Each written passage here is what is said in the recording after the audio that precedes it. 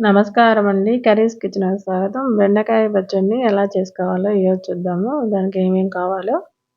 దానికి ముందుగా ఒక పావు కేజీ బెండకాయలను తీసుకున్నాను.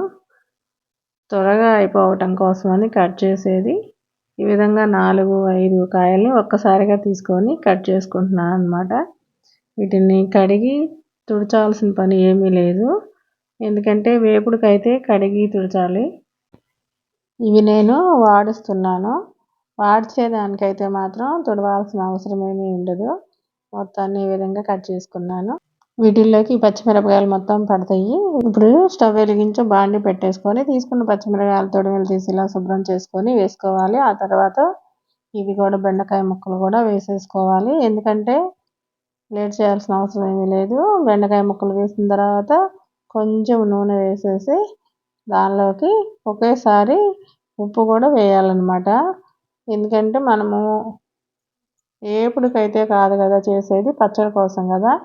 ఉప్పు వేస్తే ఇలా జిగురు వస్తుంది అన్నమాట. చూసారా, ఈ అట్ల కాడ పైకి లేపితే ఎంత జిగురు వచ్చిందో ఇలా జిగురు రావాలన్నమాట పచ్చడి కోసము.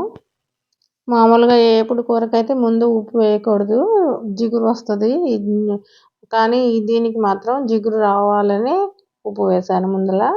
దీనికి జిగురు వస్తేనే బాగుంటుంది అన్నమాట. ఈ విధంగా మొత్తాన్ని వాడ్చుకుంటూ ఉండాలి. బెండకాయలోనండి చాలా వెరైటీలు చేసుకోవచ్చు. అందులో ఈ పచ్చడి అనేది ఒక వెరైటీ. ఫ్రై లాగా చేసుకోవచ్చు, నిలువుగా చిలుకలాగా కోసి వేపుడు చేసుకొని అదొక టైప్ చేసుకోవచ్చు.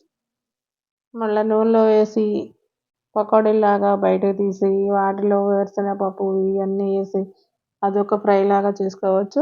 చాలా చాలా రకాలు చేసుకోవచ్చు అండి. ఈ విధంగా మొత్తాన్ని ఇలాగ వేపుకున్న తర్వాత చూసారా ఇలా వచ్చేసినాయి అన్నమాట. చివరికి ఇలా ఉన్నప్పుడు ఆపేసుకోవాలి.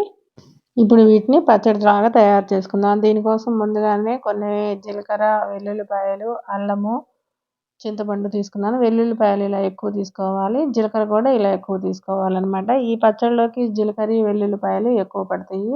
అవి వేస్తేనే కమ్మగా సువాసన వస్తుంది అన్నమాట. ముందుగా వాటిని దంచుకున్న తర్వాత ఈ బెండకాయల్లో ఉన్న పచ్చిమిరపకాయలు ఏవైతే ఉన్నాయో వాటిని వేసుకొని వాటిని దంచుకోవాలి. ఈ అల్లము, వెల్లుల్లిపాయలు, చింతపండు, జీలకర్ర, పచ్చిమిరపకాయలు మొత్తం బాగా ఈ విధంగా మెత్తగా రావాలన్నమాట. ఇవన్నీ మెత్తగా వచ్చిన తర్వాత ఇంకా ఈ బెండకాయలను ఇప్పుడు వేస్తున్నాను. మేము చిన్నపిల్లలప్పుడు అండి మా అమ్మమ్మ అయితే తెగ చేసేది ఎక్కువగా ఈ పచ్చడి. మేము చాలా బాగా తినేవాళ్ళము. నెయ్యి వేసుకొని బెండకాయ పచ్చడి కలుపుకుంటే మెత్తగా జారిపోతూ అసలు చాలా అన్నం తినేవాళ్ళము. ఎంత అన్నం తినేవాళ్ళమో కూడా తెలిసేది కాదు. అంత బాగుంటుంది అన్నమాట ఈ బెండకాయ పచ్చడి.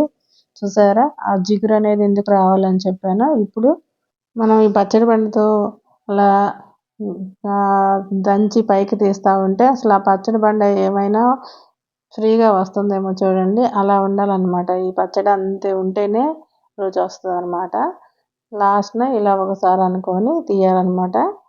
ఇంతేనండి, సింపుల్ బెండకాయ పచ్చడి చేసుకోవటము.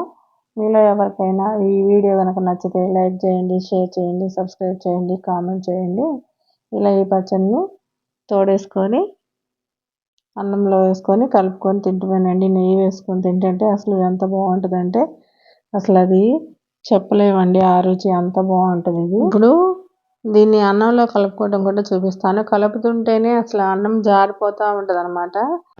చేతిలోనే జారిపోతూ ఉంటుంది. చాలా బాగుంటుందండి. అసలు తినే కొద్దీ ఇంకో ముద్ద తిందాం అనిపిస్తూ ఉంటుంది. చూసారా.